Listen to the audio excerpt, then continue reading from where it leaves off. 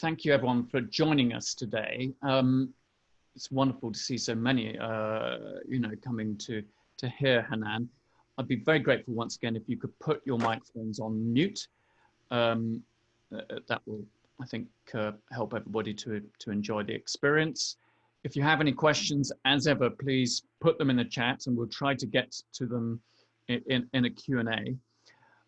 This is the 8th of our public webinars at Caabu, and since the lockdown has begun, and all our recent ones on Libya, women of ISIS, Syria, all on the website.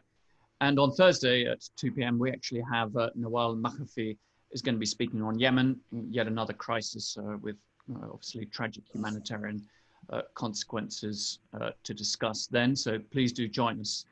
But today, of course, we turn to Palestine, the burning issue of possible formal Israeli annexation of parts of the West Bank. We don't know how much. We'll have a look at how the Palestinian leadership, the Palestinian people might react and discuss that, and how the international community, including the United Kingdom, European partners, could and should react. And many of you would have seen the letter from now 147 British politicians on annexation that we had helped put together at Caabu. The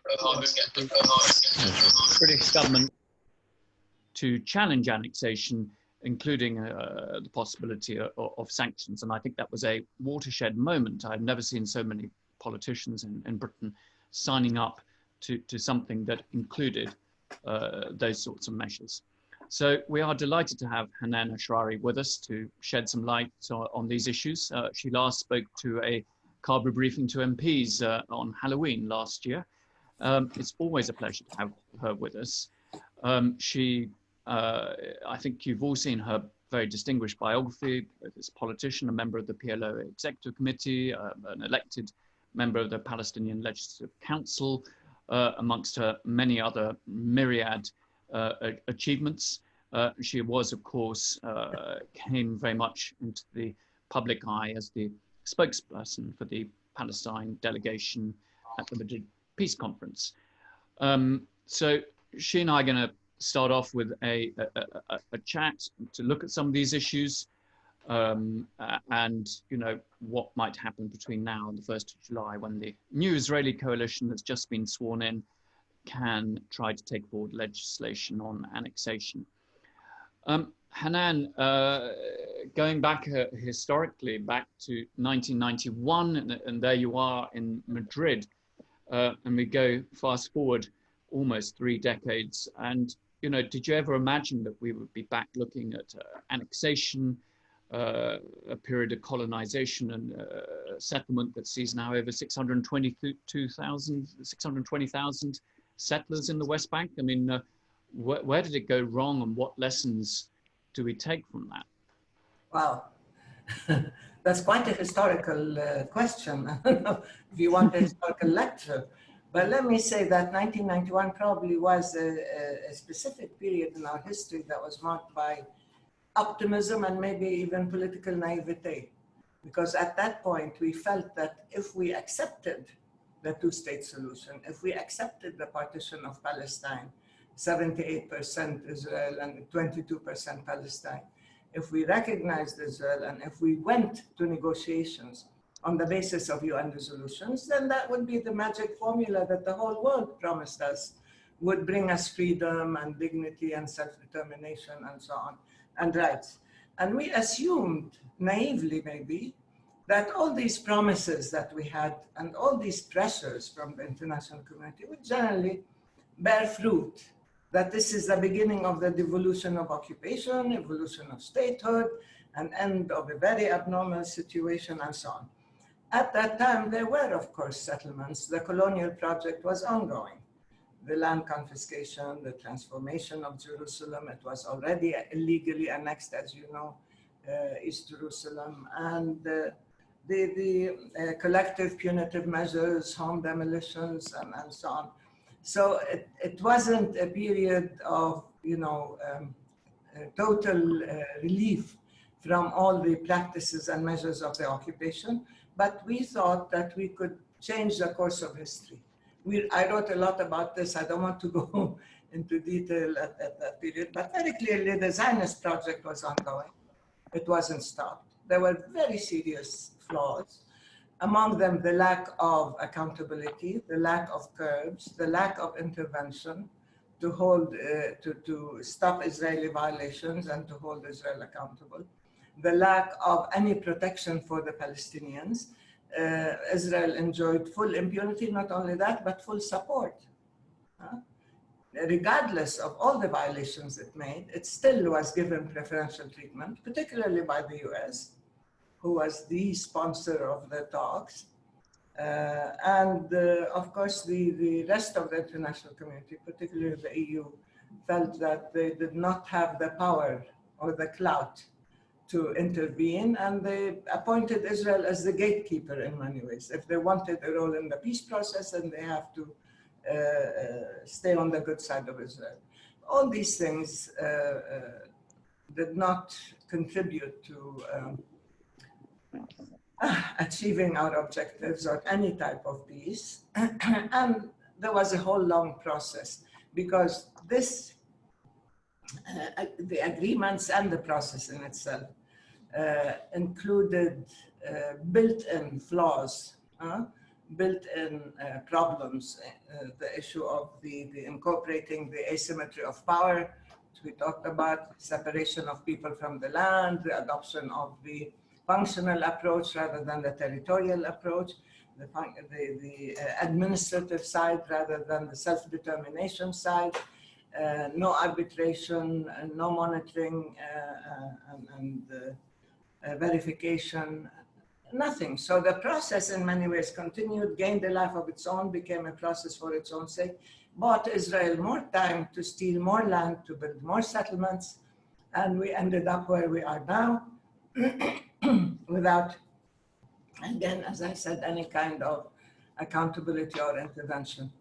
And ironically, now that Israel has succeeded in almost destroying the two-state solution, everybody comes to us and says, now you have to think outside the box. Now, what are your solutions?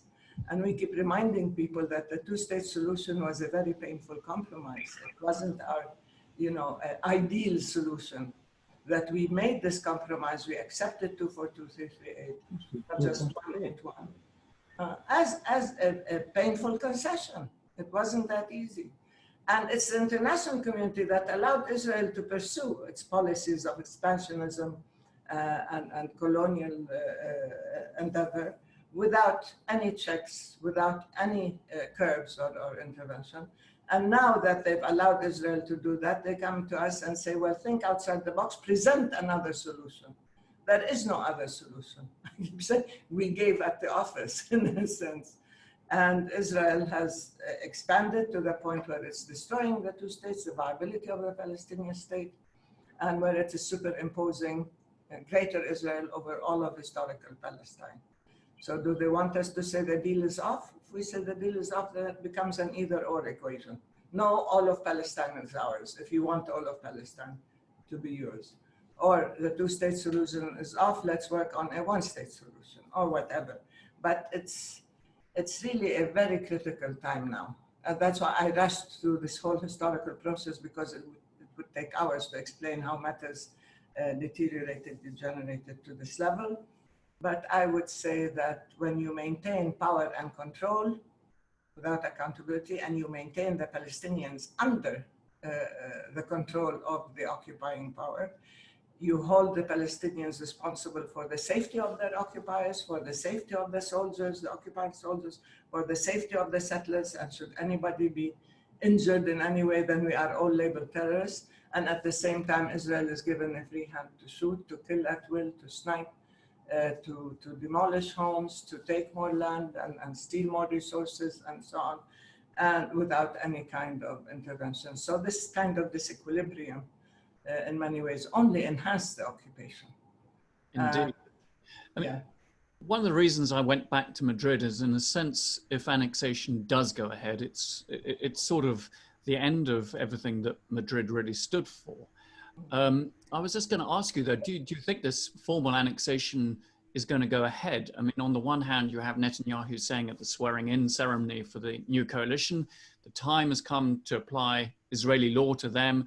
and write another glorious chapter in Zionist history referring to the settlements. And yet his biographer, Anshel Pfeffer, I'm sure you know, the Haaretz and Economist journalist, is adamant that Bibi won't do this. He's tweeted, not only will there be no annexation in the West Bank, but Netanyahu is going to let all those now rallying against annexation believe that it was their pressure which stopped it and feel good about themselves. So the current status quo, which works well for him, Netanyahu, then continues. I mean, do you think that Netanyahu will go ahead?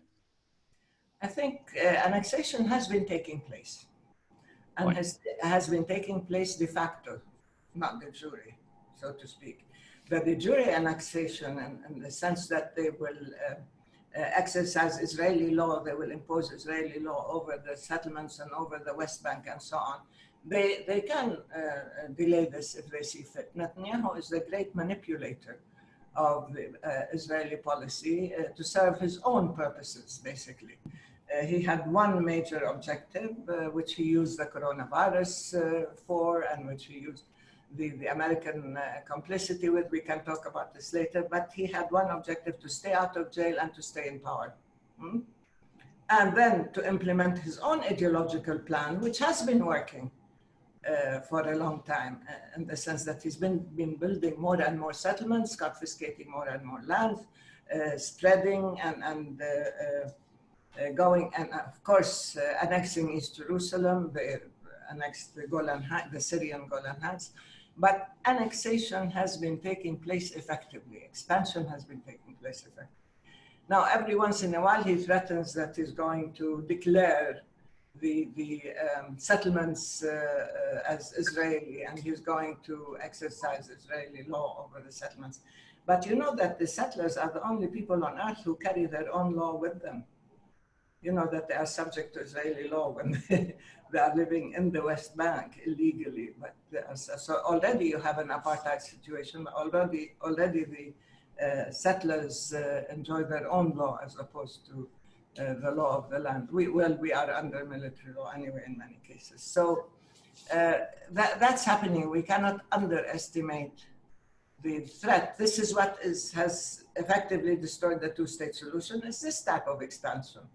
When you take all this land, when you build more settlements, when you bring in more settlers, and when the settlers create a whole, I call it, frankly, reign of terror in the West Bank. And you should see what's happening here, particularly in remote areas and villages and isolated villages. I mean, not only are they destroying olive trees and stealing crops and so on, they are terrorizing defenseless Palestinian peasants and farmers. And quite often with the help of the army, with the collusion of the Israeli army, not, you know, as individuals who are out of control, no, but as part of a systematic process of terrorization and spreading of fear and victimization. So that's happening, yeah. But now I think he will use anything in order to see what he can do and get away with. He wants to implement what he can. He has, first of all, Netanyahu has effectively deconstructed the opposition, right? And with the help of Gantz, of course, the blue and white is no longer really a big party anymore. It has fragmented, it has divided, and it cannot be an opposition. Anyway, he has betrayed the people who supported him, including the Arab Joint List, the Palestinian Joint List, including, of course, Labor, which has committed political suicide, and Meretz, and so on. So you end up with the left totally, or almost non-existent peace camp, totally marginalized and excluded, and the sort of military people who tried to distinguish themselves from Netanyahu and promised everybody else that anybody but Netanyahu ended up going to bed with Netanyahu. And so he has managed, once again, to redesign the political map in Israel and to shift it once again to the extreme right and to get away with it. So having done that now, he can basically do what he wants, because now he's prime minister and he's gotten what he wanted. And you move from there. The second major thing here is the American collusion and complicity. Both of them, Trump and Netanyahu, needed each other. And now Netanyahu said he wants to annex before the 1st of July. Trump needs a so-called peace deal before elections in November in order to appeal to his electoral base, primarily the extreme right Zionist evangelicals, not just the AIPAC and their ilk, not just the extreme right Zionists, but also the extreme right Zionist evangelicals whom he needs desperately in order to gain a second term, which can be disastrous for everybody. So both these guys have their own personal agendas, and they're subjecting, you know, the reality, the future, the safety, the security, even the prospects of peace to their own very manipulative agendas, in addition to the introduction, of course, of the ideological component in the Christian right and within the greater Israel perspective. And then that's very articulate on the Israeli scene and the American scene. But what about the options for the Palestinian leadership and Palestinians now? Obviously, they are limited. You're under occupation. But, you know, the leadership has pursued a two-state option for a long time now. Do you see them backing away from that? Do you see any circumstances in which opening talks with the Americans or negotiations could take place in the future? Of course, a lot of people are pressing the Palestinians to do that. I'm not sure on what basis, but what are your thoughts? What are the future options for Palestinians? Yeah. Look, every time somebody says, let's just go back to negotiations, we tell people we've negotiated ad nauseum. Look where it got us. We've invented forms of negotiations. We've negotiated directly and indirectly.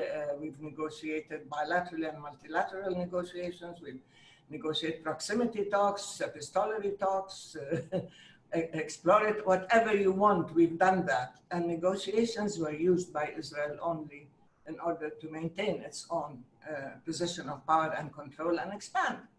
So, and now here we are. If you want more of the same, you're not going to get anything different.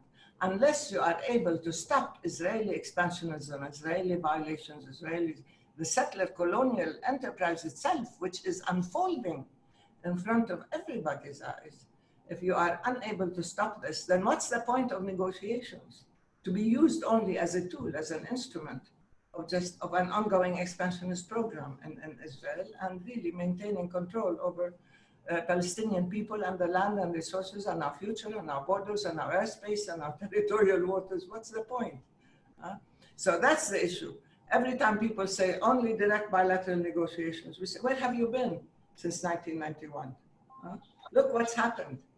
You have to change the approach. That's what I'm saying. We as Palestinians, and I think the Palestinian leadership has lost a great deal of support among its public because it's been so flexible, because it's been so moderate, so to speak, because it has placed its confidence in negotiations as a process and international law and the will of the international community.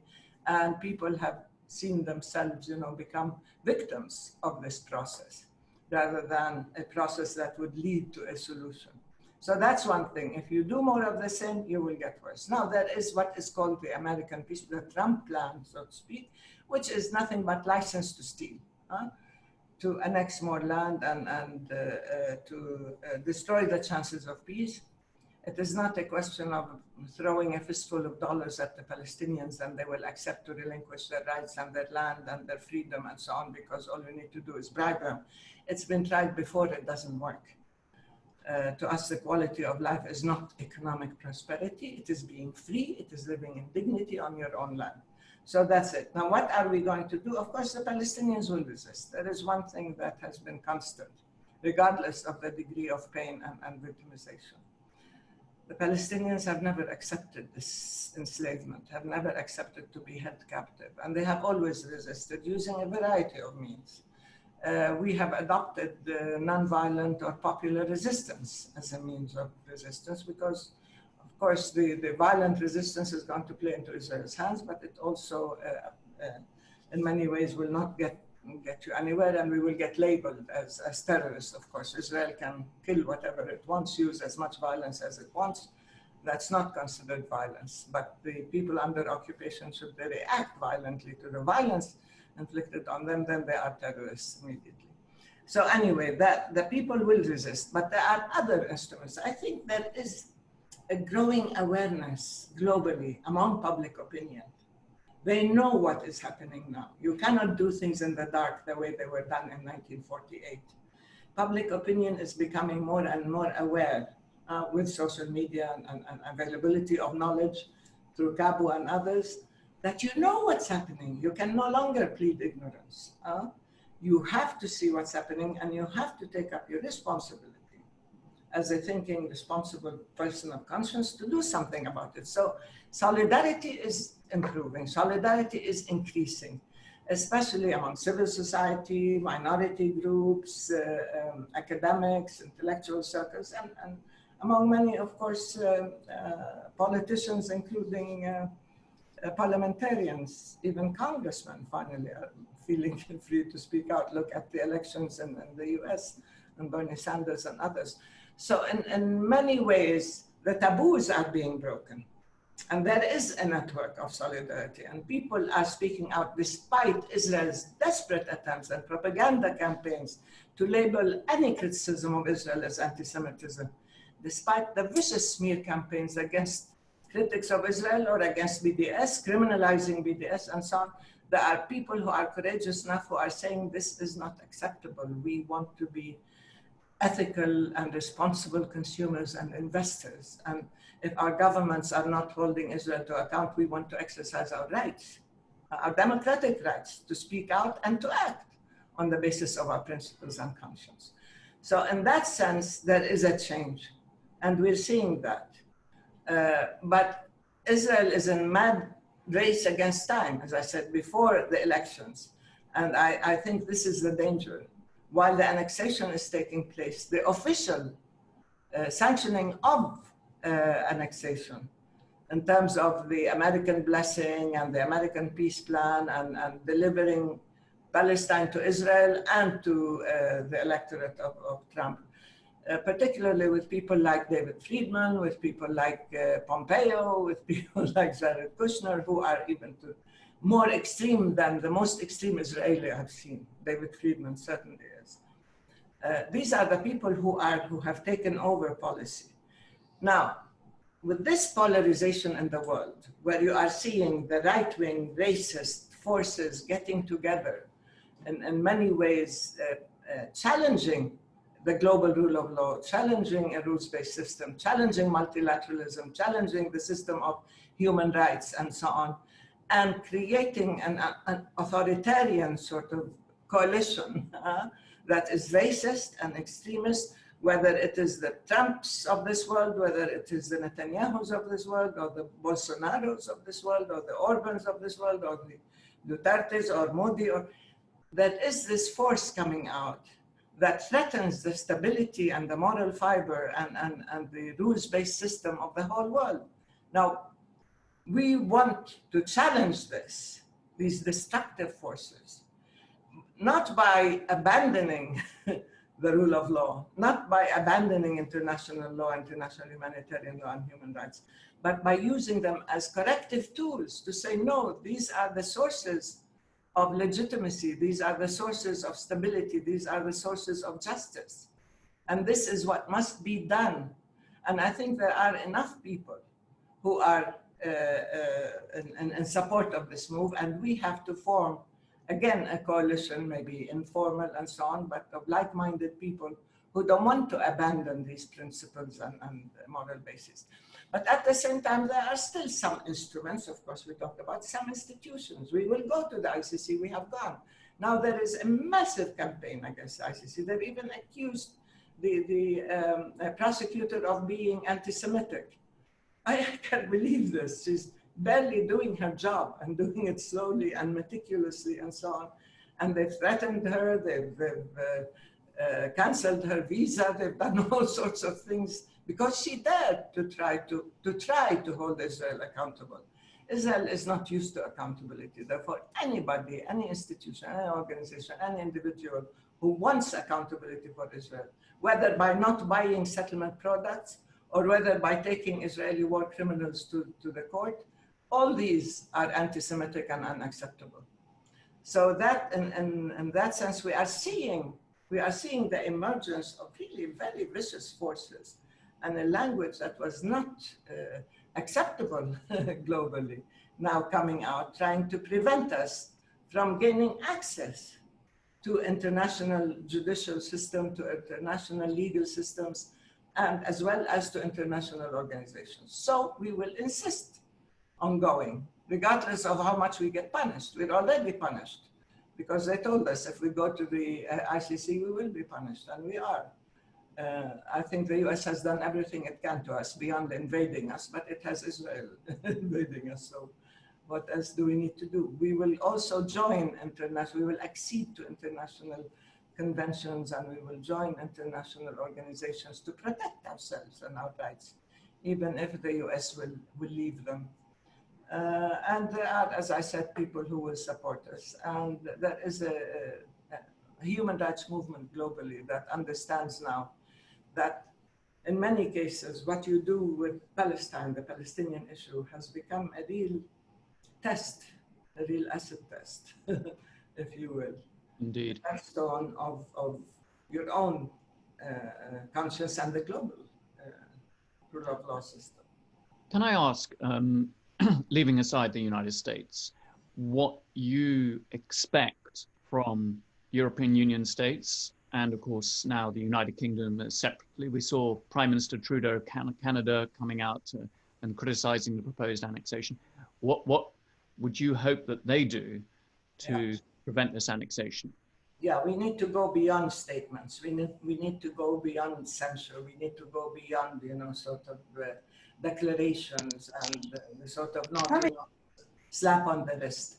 So it's very important. The letter that we saw was important because it advocated sanctions, because it said Israel has a price to pay. There is something to be done. Because we've heard this many times from Israelis who say it's okay. Israel can do whatever it wants, so long as the world can say whatever it wants, the EU can say whatever it wants, so long as we do whatever we want. And that has been the case. Israel has violated the association agreement, as you said in the letter, the Article 2.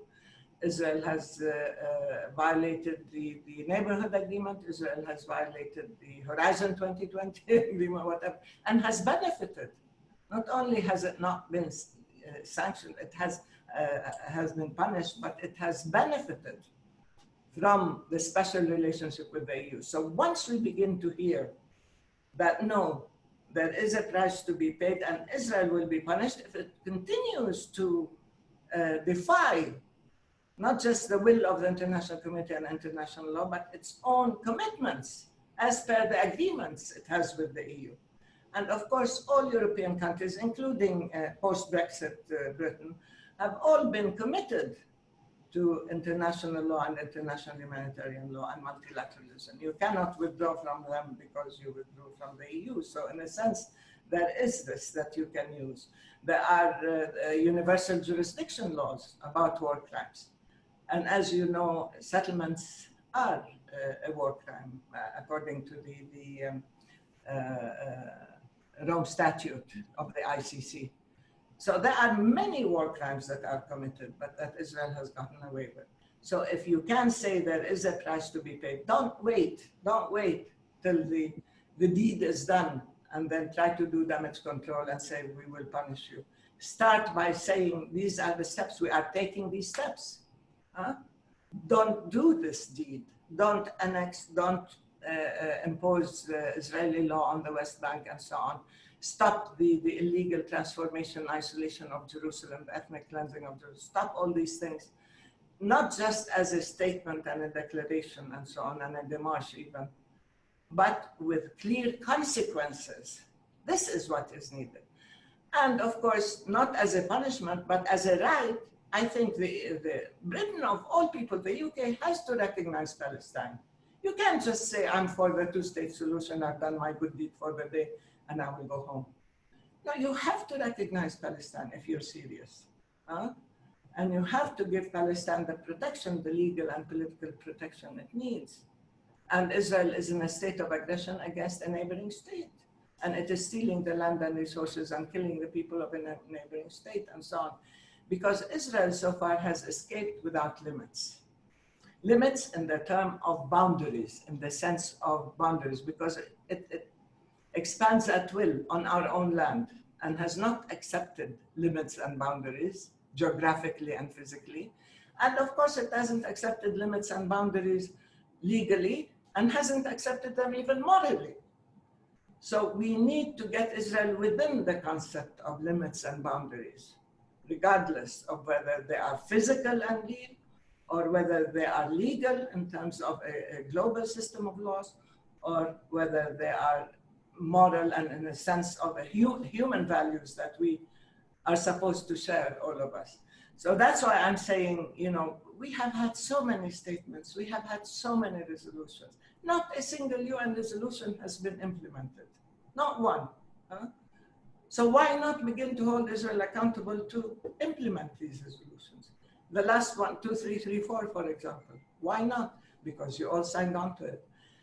The vast majority, 14 out of 15 of the Security Council, of course, with the exception of the US, rejected American recognition of Jerusalem as the capital of Israel and the moving of its embassy there. The vast majority of the General Assembly, with the exception, I think, of Micronesia and Palau and Nauru and so on, and Marshall Islands, I think these are the countries that are within the American sphere. They did, and Israel, of course, did not accept Israel's annexation of Jerusalem or the US recognition of Israel. So you have power, but when will the EU, when will individual countries regain some sort of will, political will, but also, I don't want to insult people, but some backbone, some spirit, that we will act on the basis of what we believe in. This we haven't seen yet. Well, that's certainly what we're trying to bring about at Caabu. I'm going to have to bring in some people with questions. We've got lots of questions for you. And you mentioned all those press releases and statements that have been issued. I've got a feeling your first questioner has probably drafted a few of them. Now, I'm not going to blame him. So Vincent Feen has a question. Vincent, are you with us? Yes, indeed. Yes, indeed. Hi, Vincent. Thank you. Thank you. My question is a very specific one, Hanan. I naturally support what you've said about recognition. It is the policy of the Balfour Project to secure British government recognition of the state of Palestine on 67 borders alongside Israel. My question is very specific. Baroness Deitch spoke in the House of Lords a couple of weeks ago about land swaps. And I was surprised by what she said, and I wanted to check it out with you. She said that that land swaps, including the Jordan Valley, were long on the table. Now, you and I both know that the Jordan Valley is as far from Israel as you can get without being in Jordan. So it seems to me to be a rather odd place to start land swapping. But I wondered if you could comment on that land swap argument from a promoter of the State of Israel. I don't know the what's her name? Baroness Deitch. Baroness, I don't know the Baroness, but I know that certainly she's not dealing with reality. I don't want to use Trump's language, but certainly this is fiction. Honestly, Vincent, we have not signed to any agreement that includes land swaps. Whenever we go to any negotiations or whenever we've been to any negotiations, the issue of land swaps comes up, and the Israelis think that this is it. We will take land swaps, we will put it in our pocket, and we will move ahead and ask for some more. But there is no agreement on any land swaps, including the settlement blocks, if I may say so. Because people seem to think that this is a fact. This has become a fact of life. Land swaps, Israel annexation of major settlement blocks, blah, blah, blah, because Israel needs them, so they become a fact of life. They are not. Show me a single agreement, a single signed statements with land swaps, including settlement blocks, outposts, whatever. There isn't a single one. This is one. to the Jordan Valley. I mean, I don't know by any stretch of imagination. I guess she needs a lesson in geography, Vincent, and you're very good at teaching her. Has never been part of anything other than Palestinian territory. It is our border with Jordan. This is Palestine, an historical Palestine. We all know what the borders are. And when Israel occupied the West Bank, including Jerusalem and the Gaza Strip, it occupied all of the West Bank, and the Jordan Valley is the border of the West Bank, the east border of the West Bank. So if you say that this is a land swap, it means that you are taking all of the West Bank and reaching the Jordan Valley. And this has, I mean, never been in the making or in the books or under discussion. This is a unilateral move. It has been part of the ideological component of the not even the extreme right. Some labor people talked about this, of annexation of the Jordan Valley, because it is not just strategically important, it is important in terms of as they say, the neighborly relations with Jordan, which would create a real problem. It is important economically. They already have lots of economic projects. It's generating a huge income for Israel. This is a very profitable occupation, by the way. So anybody who tells you that we have in any way accepted any land swap, but most of all, by any stretch of the imagination, the Jordan Valley cannot be part of any land swap if there are any, and it is the east border of the state of Palestine, and I hope that the state of Palestine is recognized with the Palestinian people's identity recognized. And Vincent, I will keep telling you this, not as the non-Jewish population of Palestine, but as the Palestinian people of Palestine. Never define us by what we are not. We are Christian, we are Muslim, we are believers, non-believers, atheists, maybe we even have some Buddhists, I don't care. And we could have also Jewish Palestinians. I don't believe in defining people by what they're not. So we want an inclusive, democratic, open Palestinian state for all people. Thank you, Hanan. Now we have a question from Britain's only Member of Parliament of British Palestinian heritage, Layla Moran. Layla, are you with us? Yes. I am. Hello, Hanan. Firstly, a massive thank you. And also just to fangirl for a moment. As I was growing up looking for female politicians to role model myself on, you are one of them. So it's a delight to speak to you. As we know, congratulations on being an MP. We're proud of you. Thank you. We have obviously the American election coming up, and normally in the Palestinian cause, you would look forward to getting rid of a Republican and replacing them with a Democrat. Then we're always disappointed when the Democrats don't do more. Should we have the same level of skepticism in relation to Biden? What's your view? Should we be happy for the situation should he manage to de-seat Trump? I would for other reasons, but on this point specifically. Yeah, this is a very astute question, Layla. Let me say, look, nobody can do as much damage or more damage than Trump. Not just to the US, not just to Palestine, but globally. This populism, racism, xenophobia, misogyny, everything you can think of. And total disdain for international law and human rights, and total contempt for everybody else. This is something that the world cannot tolerate and we cannot live with. So now people are saying anything but Trump. Okay, in the same way as people in Israel were saying anything but Netanyahu. Look what they got. They got Netanyahu plus. And they got the center military people to join the right wing and to accept annexation even as part of their policy. To be very honest, and this is my personal opinion, I don't want to represent the PLO in saying this, but let me say, there was a joke among Palestinians that all the Palestinians and their supporters are really fighting to get a Jew, a Jewish president in the US, Bernie Sanders, and all the Israelis and the right-wing Jews want to get a white supremacist in the White House. So this was amazing because everybody was supporting Bernie Sanders. I can tell you frankly, because Bernie was one of the few people who stood up for Palestinian rights, who went beyond language, and who had a clear agenda and plan, and who also linked support for Israel with the way it deals with the Palestinians, and who was not easily intimidated. I mean, he did evolve, his own position developed, and he became much more outspoken. And he had the support of all Palestinian Americans, Arab Americans, Muslim Americans, Americans of conscience, all the progressive movements and so on. And of course, all of us here, we have ties, you know, to him and to his supporters and so on. And we felt that for the first time, there was the courage to stand up to AIPAC, to stand up to all attempts at intimidation and so on. And look what happened. When AIPAC decided to raise funds to stop Sanders, and they called it the Stop Sanders movement.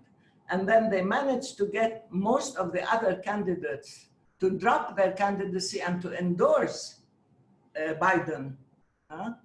And then even Elizabeth Warren did not endorse Sanders.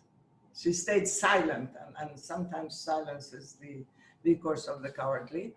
But still, it was important that people understand there is a shift, there is a change in the Democratic Party more towards progressive parameters, and that there are people who are speaking out and who want to impact the Democratic Party. Now, of course, there was a counter move that took back the Democratic Party to the mainstream, the so-called mainstream Democrats. It reminds me of the Hillary Clinton campaign, but that's history. So now you have Biden saying, no, we're not going to move the embassy back. You have Biden saying we will not link support to Israel with the way it treats Palestine and so on. He will, of course, be slightly different from Trump because they are not from the same mindset anyway. But he certainly will not be the Bernie Sanders. And the problem is now, the question is, how will this sea shift, this sea change in public opinion within the Democratic Party, how will it impact the agenda? Now there is an ongoing struggle. I know I have seen several resolutions, I have seen several movements in different congressional districts trying to bring into the Democratic agenda before the DNC meeting very clear language on Palestine in order to bind Biden. But people are worried that with Biden, he might not defeat Trump because Trump's MAGAs can be really vicious when it comes to their opposition.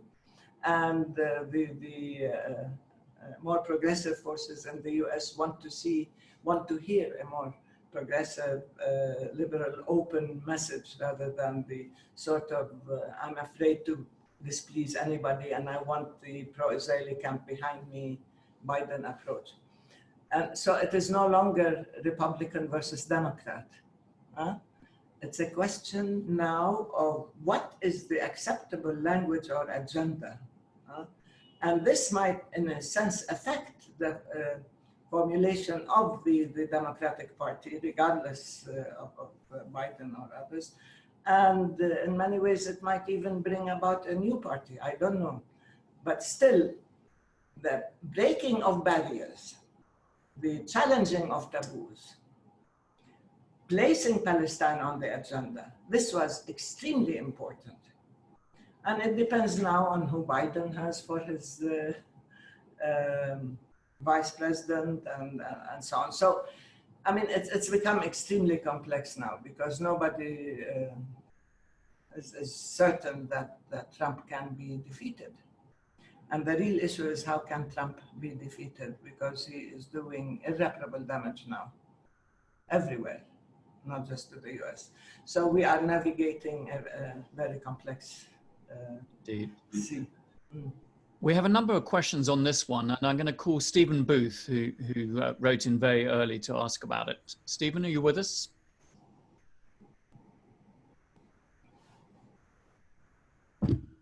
Hello? Hi, Stephen. Yes. Hi. Yes, hi there. Thank you very much, Dr. Ashrawi, for such My pleasure. a wonderful presentation. I followed the Israel-Palestine situation for more than 50 years now. I went to school in North London with many Jewish lads and had many friends, and I only first became aware of Israel at that time when some of them were going off in the summer to work in kibbutz, and I thought to myself, that sounds a wonderful thing, going to help build this new country.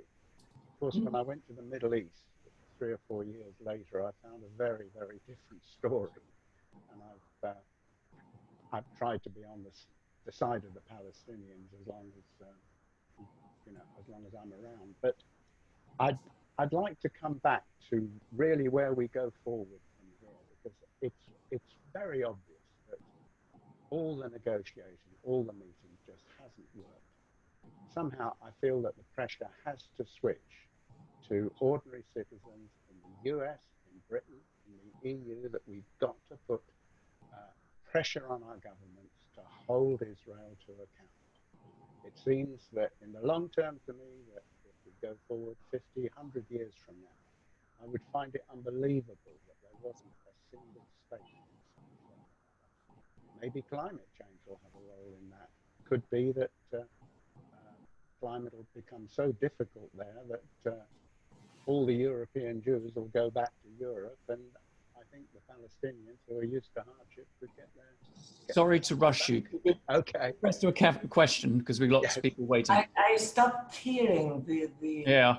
I think he wanted to know about the one-state option. Is that not right? And whether we yes, should that's basically it, and whether we should be campaigning for that in the US, the UK, and in Europe. Yeah, I agree with what you said at the beginning, that public opinion has to act, has to be active, has to have an impact on political decision making, on the leadership, has to hold their leaders accountable in order to hold Israel to account. Because Israeli impunity has always been a major problem: preferential treatment, entitlement, the sense that it's exempt from any kind of laws and limits, as I said, that other countries are subject to. So that is important, because so long as Israel has no price to pay, so long as there is no cost to the occupation, on the contrary, the occupation is extremely profitable, it will continue, it will persist. Why should it stop? This is one of the most profitable occupations in history. It gets land, it gets resources, it has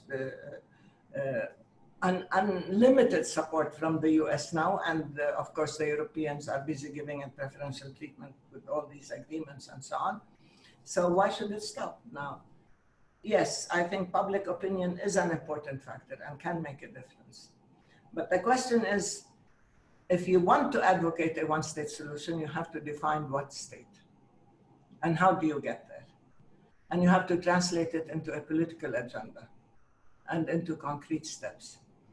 If by one-state solution you mean a de facto one state, which is the apartheid system that exists in Palestine, and you say let the Palestinians continue to live under occupation and under the boot, and Israel can continue to expand, and we can wait until we have more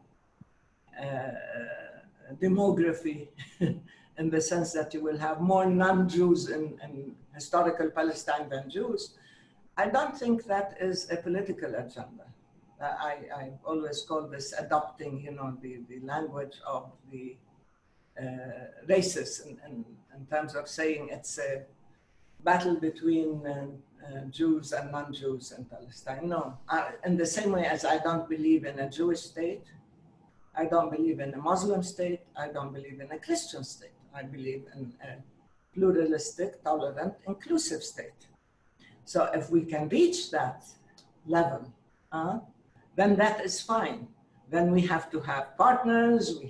When we proposed this in 1968, 1969, and I was a young undergraduate, you know how old I am, the whole world said no. That you are now proposing something that is anti-Zionist and against Zionism, and of course Israel wants a Jewish state and so on. But now people are saying Israel has destroyed the two-state solution, So how do you deal with a de facto apartheid one-state solution? That means condemning the Palestinians to living under occupation and just fighting for equal rights under occupation. We have seen what happened to the Palestinians of 48, the indigenous people who stayed in Palestine. They're subject to the most intricate, complex system of discrimination and exclusion ever. They used to own 96, 97% of their own land. Now they are left with 3% of their land.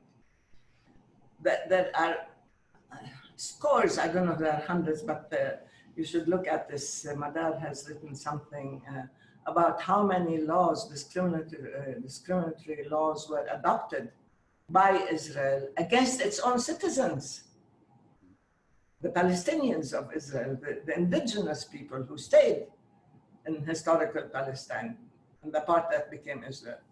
So now you want the rest of the Palestinians to stay under occupation, to suffer a systematic policy of discrimination, ethnic cleansing in Jerusalem, definitely. Look at what's happening in Aisawiyah, look at what's happening in Silwan, in the old city of Jerusalem, the transformation of the character of the city. They're creating a forgery of the city. The negation of our own narrative, our own history, our own culture. Even the settlements that they build, they steal the name of a village next to it so they can compete over the history. Settlements adopt the names and appropriate the names of ancient Palestinian villages. And then they can say, well, we were there before. In the same way as they appropriate our culture, our narrative, now they're saying we are non-existent. It's very popular to say Palestinians have never been a nation, a people, they haven't existed, and so on. So our very existence now is being denied. That's why I keep telling people we are very possessive of our tabbouleh and our hummus and our falafel and our culture, because it's not just our cuisine, but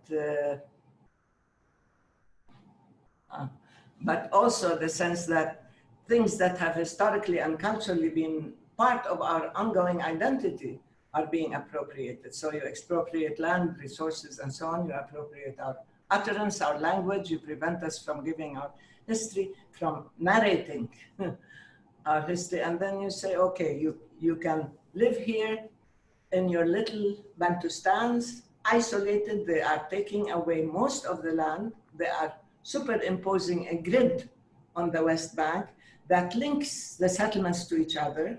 They are creating a whole network of roads, apartheid roads built on Palestinian land that are for the use of Israeli Jewish settlers only. And then they are controlling the water resources, and they have created an extraterritorial linkage between Israel and the settlements already. So you have an apartheid situation.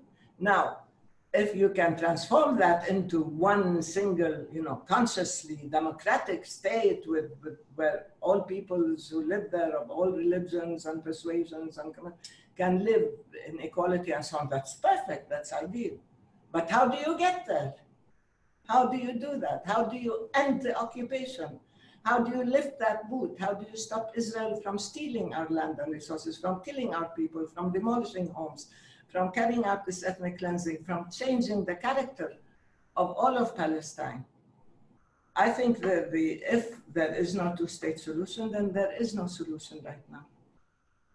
Then it means we have to count on Palestinian resilience, ability to stay on the land, to resist, to withstand these efforts.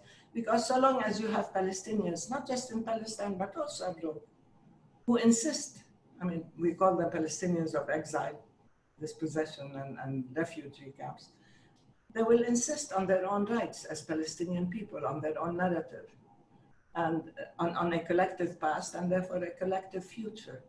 This is very important. So you do not sort of accept flawed or agreements that will backfire because a better agreement is not available. Hanan, we've got a number of questions. Some of them are on the same theme, but I'm not going to be able to take everybody's questions. But one question was about the attitude of the Arab world and Arab states, positive and negative right now, and what sort of support you're getting to oppose annexation or not? Look, we have lots of statements and commitments from the Arab League and from different Arab states, totally rejecting annexation. But they range in degree, okay? I mean, individual states.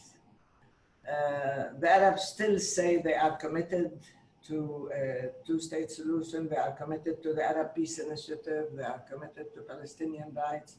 They will not accept annexation. We have heard all of that.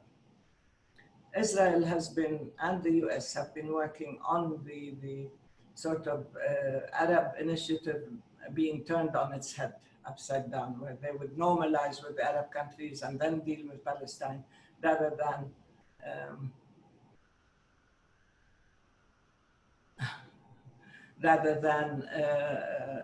solve the Palestinian question and withdraw from all occupied Arab territory, including the Golan Heights, by the way, before there can be a peace agreement with Israel and normalization. So they've been trying to deliver the Arabs to Israel. And we've been saying from the beginning, nobody can deliver the Palestinians, nobody can sign on behalf of the Palestinians. And therefore the Palestinians themselves are the ones who will determine their own fate. Now, we've always called for the support of Arabs. There are some Arab states that have been very supportive. I don't want to say things here that will be detrimental to our relations with the Arabs. We know who they are. We know what's happening. We are not in the dark. We know the what is called under the table relations. We know who's trying to normalize. And we know the attempt to reposition Israel as a major economic, security, military, political power in the region. This is one of the objectives of the American administration.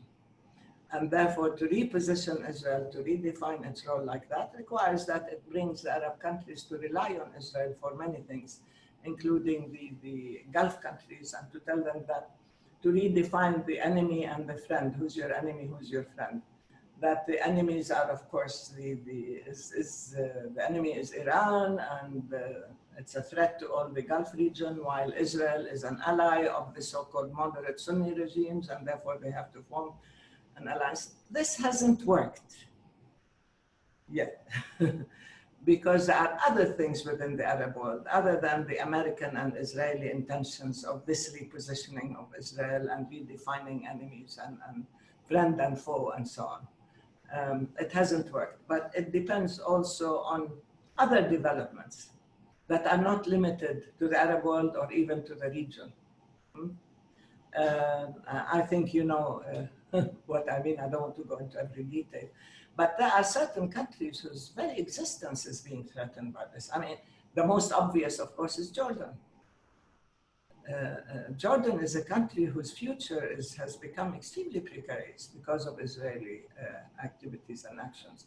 And any annexation, overt annexation, let's put it that way, is going to have a very detrimental impact, if not a very dangerous impact on Jordan's stability and continuity as a state. This is very serious. It's not a joke. And therefore there are, I mean, when King Abdullah spoke out, he spoke out as a result of the recognition of this very dangerous situation. There are other countries, of course. Look, Egypt and its own security is linked to Israel and the Sinai and so on, and its relations with Trump and this American administration. Other countries have special relations, the Saudi Arabians and so on, but they keep telling us that they are totally committed to the Palestinian cause and so on. So right now, again, this is a minefield, and we have to maneuver very carefully. We cannot abandon the Arab fold. We know what is happening. We understand how many put their own self-interest or define their own self-interest in a way that can be detrimental to Palestine. But also we know that we cannot afford in any way to have Arab disunity when it comes to the Palestinian question. A lot of questions about Palestinian strategy, including one about, ceasing all security cooperation with Israel, and whether that should be done right now rather than later. Do you think that's a possibility that will be taken? Do you think it'll have any impact on Israel if Palestinian authorities? Yeah, there's a leadership meeting tonight to discuss the steps for cessation of security cooperation and all forms of cooperation, because Israel has reneged on and has violated all agreements and all its obligations. So the PNC, the Palestine National Council, and the Central Council have already taken these decisions, which are, the parliamentary bodies. And the executive committee adopted these positions and said that we will look into a plan of implementation.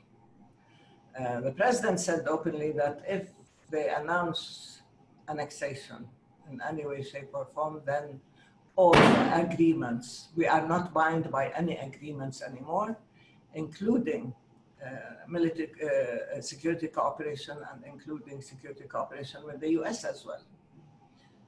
So that is something that is on the books. The decisions have been taken. The question of timing and steps of implementation is the question that is now being studied. And I think tonight in the leadership meeting, this will be the major agenda item. People say, why should Palestine be bound by unfair agreements that Israel has totally violated, has not honored in any way? And at the same time, Israel is exempt from any kind of implementation. So, and these have been detrimental, particularly security, particularly economic, because the economic situation is totally linked to Israeli exploitation and manipulation according to the Paris Protocol. And in the same way, they control our land registry, they control our population register, and so on. So we're saying, why should we be bound by these things when Israel has totally violated all its commitments and obligations? It's a very serious question, but also when we stop all these agreements, it means that there will be consequences. So you have to study the consequences, you have to help, you have to be able to maintain the Palestinian people's resilience and steadfastness and ability to stay on the land. It's absolutely crucial. One final question, and I'm so sorry to those who haven't been able to get all their questions in, but I've tried to group them together.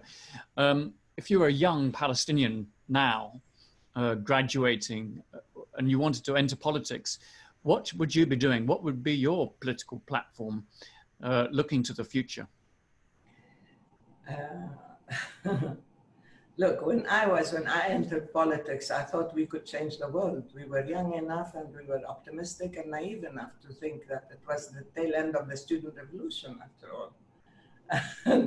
I entered the Joint Union of Palestine Students and I said, this is it. We're going to end the occupation. We're going to be free. We're going to challenge the world. We're going to have a new agenda. I feel really, I empathize with the Palestinians or young people who want to enter politics now, because they will inherit a very, very difficult and cruel situation, most of which is not under their control. They cannot change American policy. They cannot change Israeli policy. They cannot. So what I tell the young people is to believe in their own ability to carry out change, beginning with ourselves, beginning internally with the reform, with reconciliation, with all the important R's. We have to reform our system. We have to have an active and vibrant democracy. We have to have young people and women in the political system, because they do make a difference. And I try to mentor as many as possible. And I tell them they should challenge the prevailing system. They should challenge the political factions and parties. And if need be, why not form your own parties? Why not just say, we have our language, we have our vision, we know what the world is all about, and we have a fresh view and a fresh agenda and a political program that we want to present. Now, if they end up adopting the same and regurgitating the same political agendas of the past, I don't think they will get anywhere. But I think they need to be able to inject a new spirit and a new awareness of the world and a new sense of self-confidence, working within the collective rather than self-interest. And they need to be free of vested interests and pressures and blackmail and so on. So it's going to take quite a bit, and it takes a lot of courage because our system has been in place for some time. And to dislodge it, you really need to have the courage, not just to present your own agenda, but to challenge the prevailing one. And I always tell people, you have to be troublemakers. I've always been one.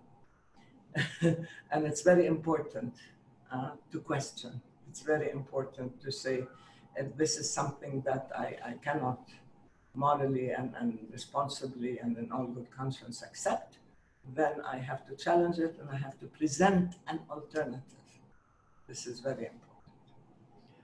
I think that might be the most important message that you've given us in a flurry of very important messages. I think that it also, it's a message that can be applied here and in many other cases as well. That absolute need to question, to be a troublemaker, to demand one's rights is absolutely essential. Hanan, a huge thank you for taking all the questions and discussing all of this today. It's obviously very grim circumstances in which to do it, but it really is appreciated, and we've had a lot of people online. Thank you very much for that. Thank you very much for everyone for attending and participating. And once again, very sorry I couldn't get all your questions in. I hope I managed to group and we managed to cover a lot of topics and all of that. Please do join our future seminars, our future webinars. And please do join Caabu as a member or donate if you can. We very much need your support to keep going, to keep this work going. And Joe has kindly circulated some links, particularly one to an early day motion in Parliament, which is also on the issue of annexation and sanctions. 60 MPs have signed that. I'm sure that figure will go up, but that would be terrific if you could get your member of Parliament, be a troublemaker to them, to get them to sign if they can. Backbenchers can't sign, can sign, front benchers can't. So thank you all once again. We look forward to seeing you, those who are interested in Yemen on Thursday. And to Hanan, all best wishes to you and your family, and enjoy the sunshine in Ramallah. Thank you very much indeed. Thank you, Chris. And thank you everybody for joining us.